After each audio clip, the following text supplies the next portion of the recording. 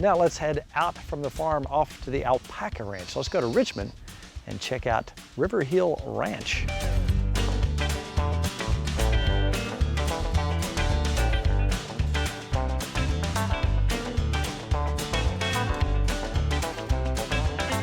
Alvina Maynard, farmer extraordinary Alpaca. What you've been? This is a ranch. Rancher. I like yes, that. Sir. You gotta like that title. Yes, sir. You know, we've been roaming around here looking at stuff. Your husband's been putting fence up, and I've been looking at these guys. I've seen these from roads, different places, and I'm fascinated, of course, by any animal. I just got to tell you something. I went to one of our local favorite stores that we really like, and I picked up some ground alpaca from here. I took it home, didn't know what I was going to have, but as I was patting the meat out, and I've dealt with all kinds of meat, I smelled it, and it had a nice sweet smell to it, absolutely no wild flavor. Put it on the big green egg, put a little salt, pepper, garlic on it. You saw it. Put it on the bun. I was like, wow, this is really good. Well, I had never really pondered these animals before. I knew that they used them for fiber, so on and so forth. Now I'm fascinated. And now Nikki wants one or two. Tell us about how you got into this crazy, cool game that is alpaca ranching. Well, divine intervention. There you go. God's plan is better than any plan that we could come up with ourselves. I wanted to get back to the land, and I wanted livestock that would be good with kids, and I wanted something that was fun and unique and different, and I'm a little weird, I'm okay with that. And so I started looking into alpacas, and every single product that these animals produce are high quality. So the fiber is really phenomenal. The meat is really nutritious and healthy. The compost is really great. I saw big piles of compost. Yes, sir. Can we get graphic here, not to interrupt? But they have a unique habit of dutying in the same spot. Yes. I'm thinking I got to get some of these and put some straw in there, and you got automatic compost. Compost pile built in. Yes, they communally decide. That's part of their social behavior. They decide where their toilet's going to be. I like that. Yeah. Okay, now back to the ranching. I'm sorry. No, I've got to think about the compost stuff. Yeah. They're only 100 to 200 pounds full grown, and they have padded feet. So my daughter has been kicked, poor thing, square in the chest before, and while it startled her, it didn't hurt her. Right. You know, so I can have my kids out among the herd and not have to worry about them getting hurt. And we love them. They're funny critters. They're fun to watch. They make noises like animals on Star Wars, I've noticed. They do. And Jurassic Park. Jurassic Park, yes. Very dinosaurs. unusual for a Kentucky fella who's, you know, I've been around the world, but just unique. And when you take their fiber off, and we'll talk more about that in a minute, they're not nearly as big as you think they would make. They have a neck like a camel or a giraffe. Right, well, they're cousins to camels. There's part of the CAMELIDE family. So llamas, camels, alpacas, and a couple wild species called vicuña and guanacos are all part of the same CAMELIDE. In their native family. land, what are they used for? All the things we use them for here? The same here, yes. Yes, in the terminal market of meat, leather, furs, all of those things are a byproduct of the fiber industry. And it just so happens that even those byproducts are really great quality items. So are they picky eaters? They mainly go for the grass or like the weeds? Their favorite is the grass. Gotcha. Yeah. Now, to find out more information about, and we're going to get to the fiber. We haven't got to the fiber yet. You know me, I'm a carnivore. I'm talking about meat. But to find out more information about these animals and their byproducts, if they want the meat, how could they find you?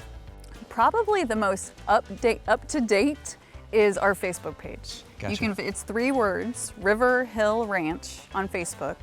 And the website is www.riverhillranch.us for United States.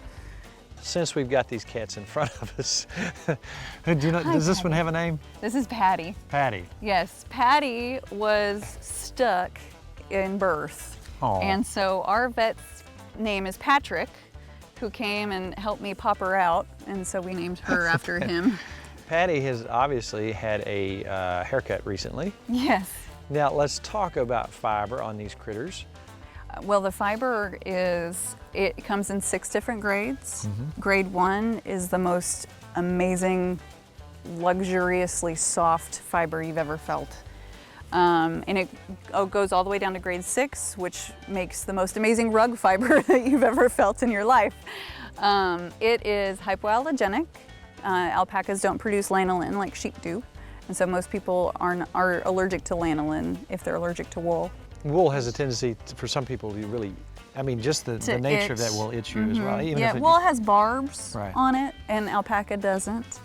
How do they react when you take their hair off? Do they like it once they? Different ones take it differently.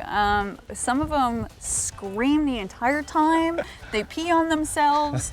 They spit at you. I mean, they just go nuts. And some of them are like, that feels good. After they're done, do they seem to be like, oh, this is better? Oh yeah, yeah. And there's 2 different kinds of alpaca, which give you 2 completely different feeling garments.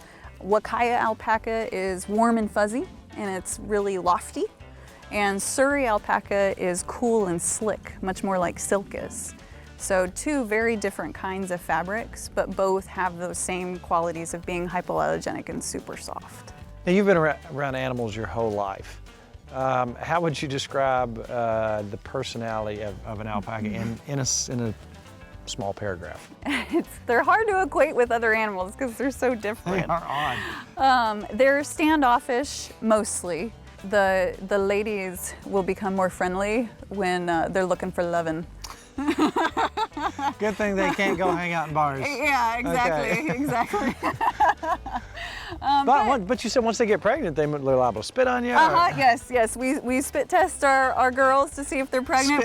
We bring in a boy, and if she spits, screams, runs away from him, then she's probably pregnant. Wow. She's like, get out of here. Yes.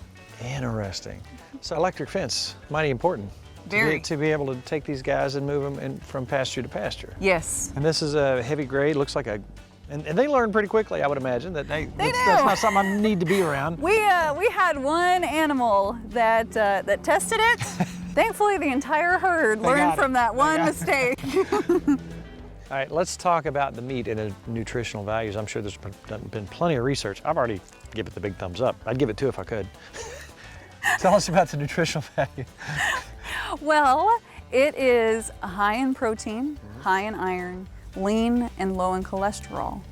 So if you have high blood pressure and your doctor tells you should probably not eat red meat, you might be able to cheat a little bit by eating alpaca because it's a beef alternative that's really low in cholesterol. Pretty much the only thing out there that beats it is emu in terms of health and nutritional value.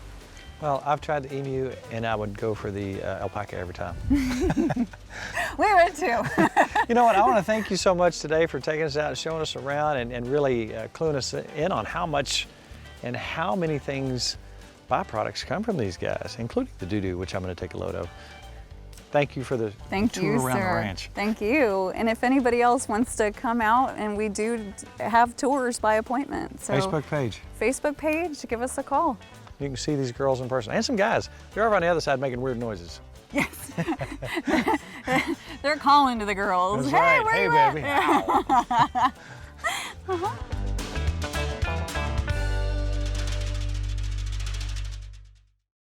Now, wasn't that cool? I guarantee you next week we'll be having some alpaca on the menu. And don't forget to check out our Facebook page, Tim Farmer's Country Kitchen. Like it.